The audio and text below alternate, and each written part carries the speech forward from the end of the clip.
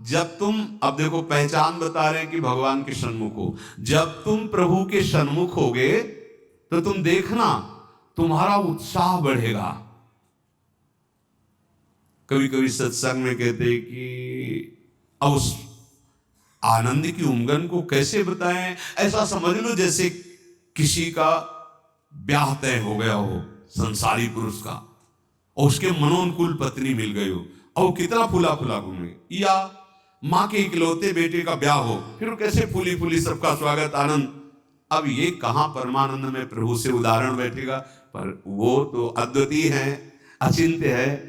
ऐसे ही चंद्र शाखा न्याय जैसा कि डाल के एक हाथ ऊपर देखो चंद्रमा दिखाई दे रहा, अद्भुत फूलन, अद्भुत उत्साह।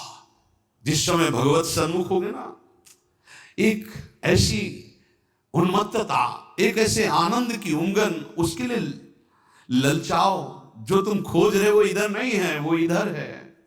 परमानंद, विज्ञान आनंद, क्या क्या भगवान की उस आनंद को महापुरुषों ने सजा करके, बहुत सुख में, परमानंद में। निश्चित निश्चित हम कई बार कहा है कि अगर ऐसा कुछ होता तो हम कह जरूर देते, भले हमारी कमी होती कि हमारी कमी के कारण, पर हम कह देते, बस सच्ची कहते हैं।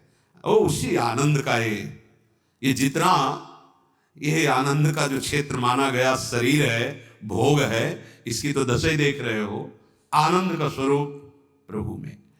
ज्यों ज्यों तुम्हारा प्रभु सन्मुख होकर कदम बढ़ेगा तो तुम्हारे अंदर अद्भुत आनंद, अद्भुत उत्साह, अद्भुत उत्कंठा और एक दिव्य शक्ति, ये भी बात, एक दिव्य शक्ति तुम्हारे अंदर, देवी संपदा बढ़ने लगेगी, एक अलौकिक शांति रहेगी, दुख सुख में एक समानता का भाव आ जाएगा। कोई भी भोग तुम्हें प्रिय नहीं लगेगा, नहीं खान पान ते भावे है, नहीं कोमल वसन सुहावे है, सब विषय लगे ते खारा है, हरियासिक का मग न्यारा है। संत जन देखते ही ऐसे लगेंगे जैसे सने संबंधी जन मिलते हैं। अच्छा अच्छा, ऐसे संतों को देखते ही मन नाच पड़ेगा, आज तो हो भाग्य भगवत सन्मुख का, आज तो हो भाग्य, हमें साधु समागम मिला, हमें संत जन मिले। तुम्हारी विलक्षण एक स्थिति होगी, कोई भी द्वंद्व तुम्हें स्पर्श नहीं कर पाएगा। निराशा, चिंता, भय, विषाद, कामना, वासना, ये सब क्षीण होने लगेंगी, केवल भगवत सन्मुखता। जब तक तुम भगवान की तरफ पीठ किए हो और संसार भोगों की तरफ मुख किए हो, तो तुम कुछ भी कर लो, तुम्हें सुख शांति मिलने वाली नहीं। जितना जितना तुम भोग संग्रह, धन वैभव एकत्रित करोगे, उतने ही अशांत और चिंतित और शोकित होते जाओगे। ये महापुरुषों की बात है, देख लो अपने हृदयों को। जितना तुम भोगों की तरफ बढ़ोगे, परिणाम में ये दोष तुम्हारे अंदर आएंगे। जैसे भगवत सन्मुखता, तो कैसे जाने भगवत सन्मुख है? तो बोले ज्यों ही तुम भगवत सन्मुख होगे तो तुम्हारा एक एक क्षण नवीन उत्साह, नवीन उत्कंठा, दिव्य शक्ति और दैवी संपदा, शांति, समता, वैराग्य, प्रेम और संतों को देखकर अपार सुख, ऐसा ये भगवत सन्मुखता का लक्षण। अब यहां बता रहे, चाहे जितना तुम धन वैभव भोग एकत्रित कर लो, भगवत विमुख हो, तुम्हें कभी सुख शांति नहीं मिल सकती। भगवत विमुख का लक्षण क्या है?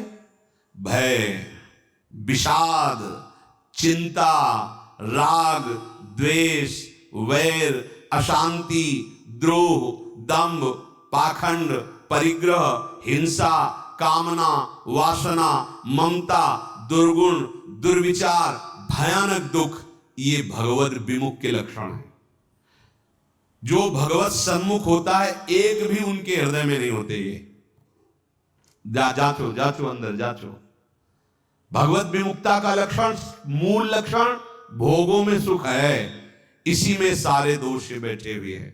और जहां भगवत सन्मुख हुए, तहां तुम्हारा प्रतिपल नवीन उत्साह, नवीन उत्कंठा, दिव्य शक्ति, दैवी संपदा, शांति, समता, वैराग्य, प्रेम, समस्त द्वंद्वों से छूट करके एक अद्भुत आनंद और संत समागम जीवन बन जाएगा।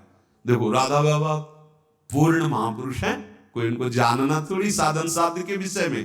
पर आपको ध्यान होगा जब ऋषिकेश में उनके गांठों में बहुत दर्द वात रोग के कारण, तो वो अपने निजी जन से कह रहे थे भाई मुझे सत्संग में पहुंचा दो। वो सेवा करते करते शायद श्रमित हो गए होंगे या जो भी, तो उन्होंने बाबा की इस बात का सपोर्ट नहीं किया। बहुत बार कहने पर तो बाबा कहा कि आप ये जानते हो कि हम जा ही नहीं पाएंगे। उन्होंने कहा आप जा ही नहीं पाओगे क्योंकि आपकी गांठ। बोले ऐसा नहीं। फिर जो बाबा ने अंदर बात की, वो जो लिखा था कि भगवान श्री कृष्ण से प्रार्थना की कि प्रीतम मुझे इतनी सामर्थ्य केवल दे दो कि जहां से सत्संग सुनाई देता वहां तक मैं पहुंच जाऊं। और एक बांस डंडा उठाया और बाबा घसीटते हुए वहां गए। इस बात का बहुत प्रभाव पड़ा हृदय में कि इनको कोई साधन साध्य विषय अब जानकारी की आवश्यकता नहीं। पूर्ण महापुरुष हैं, संपूर्ण हैं, उनमें कोई भी। लेकिन ऐसे महापुरुष होते हुए सत्संग की इतनी प्रियता, वो देखो लिखा है साधु सम, एकदम आनंदित हो गए कि आज तो मुझे साधु समागम मिला। ये भगवत सन्मुख का लक्षण, विमुख का नहीं, भगवत सन्मुख का लक्षण। तो हम अपने को जबरदस्ती मुख मोड़ना होगा। अगर हम इसी जन्म में परम कल्याण चाहते हैं, इसी जन्म में सुख चाहते हैं, मुख मोड़ना हो। जबरदस्ती शब्द लिखा है, जबरदस्ती मोड़ना, हटो हटो। जैसे ये ना कि अब जिस तुम कगार पे खड़े हो, भारी दरार पड़ गई है, जबरदस्ती हटो नहीं तो गिरने वाले हो, धारा में तुम बह जाओगे, डूब जाओगे। ऐसे ही तुम्हारी वही दशा है जैसे हरी हरी घास खा रहा है बकरा और बकरी से सहवास कर रहा है और बड़ा सुख का अनुभव कर रहा है, पर वो कसाई वाड़े में बंद है। वो ये नहीं जान रहा कि अब की नंबर हमारा आ रहा है, गड़ा सा चलेगा, वो नहीं जान पा रहा है।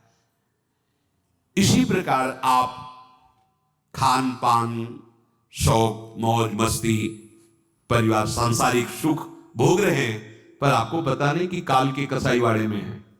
मौत का गड़ा सा वो बिल्कुल तैयार किए हुए है, बस समय की देरी है, नंबर आपका ही है। सावधान। इसीलिए करे जबरदस्ती भगवत सन्मुख करो अपने मन को, अपने तन को, अपनी वाणी को, अपनी चेष्टा को। कोई उपाय नहीं है बचने का। आपको दिखाई दे रहा क्या है, तो भयभीत कर रहे हैं, आप देख ही नहीं पा रहे हो, भय तो तांडव मचा रहा है। देख लो, ऐसे जरा सी भूमि हुई, हजारों लोग मकान के नीचे दब के मर गए। ऐसे जल में उफान आई, एक लहर आई, प्रांत का प्रांत नष्ट कर दिया। क्या क्या लीलाएं हो रही प्रकृति की, माया की। हमारा भी तो नंबर आएगा ना कोई तो आएगा, काल का रूप, कहीं ना कहीं कोई रोग, कोई घटना, कोई। और हम मस्त हैं जैसे बकरा हरी हरी घास खा रहा है, ऐसा उसको लग रहा है हम बड़े सुखी, ये पता नहीं अगला नंबर हमारा है। तुमको बिना सूचना दिए, बिना राय के तुम्हारी मृत्यु तुम्हारा नाश कर देगी। मृत्यु किसी से राय लेती क्या कि अब हमारी प्रार्थना स्वीकार करें, हम अपना काम शुरू करें, दी आपकी आज्ञा हो? ऐसा नहीं। अगर ऐसा हो तो कोई तैयार नहीं होगा, कोई नहीं तैयार होगा। बिना आपको सूचना दिए, बिना आपकी राय के वो आपका नाश कर देगी मृत्यु। इसलिए वो सहसा आप पर आक्रमण करेगी, उसके पहले आप सावधान हो जाओ। अब वो कब करेगी कुछ पता नहीं है, इसलिए आपको अभी से, इसी सेकंड से सावधानी करनी है। क्या? एक एक वृत्ति को कृष्णाकार कर दो, प्रियालाल के चरणों में लगा दो। बुद्धिमान उपासक सावधान, तुम्हारी जन्म के साथ ही मृत्यु पैदा हो चुकी तुम्हारी।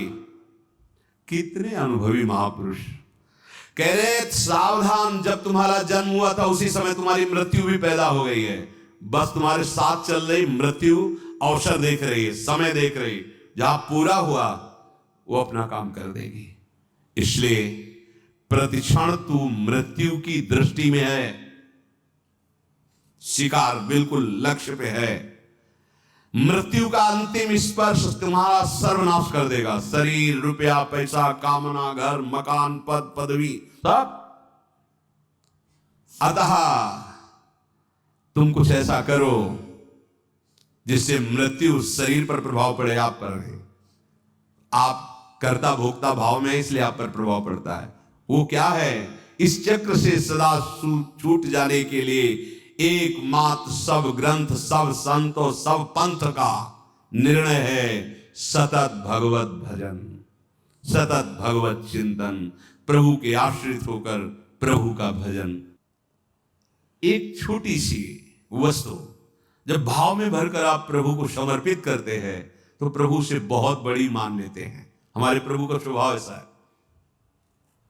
पत्रम पुष्पम फलम तोयम ये में भक्ता प्रति। देखो नाशवान वस्तु है ना, अगर एक चुल्लू जल भगवद अर्पण कर दिया, भगवान उतने प्रसन्न हो रहे हैं। एक तुलसी दल ले लिया, एक फूल ले लिया, कोई फल ले लिया, और भगवान भाव में भरकर कहते हैं अश्नामी, मैं उसे खा लेता हूं। जैसे फूल सूंघने की वस्तु है, पर भगवान कर मैं पा लेता हूं, पत्ता पा लेता हूं, जल पा लेता हूं, फल पा लेता हूं। पत्रम पुष्पम फलम तोयम ये में भक्त्या, भक्ति भाव से जो भक्त अर्पित कर देता है, भगवान कहते हैं मैं उसे पा लेता हूं, वो शाश्वत हो गई।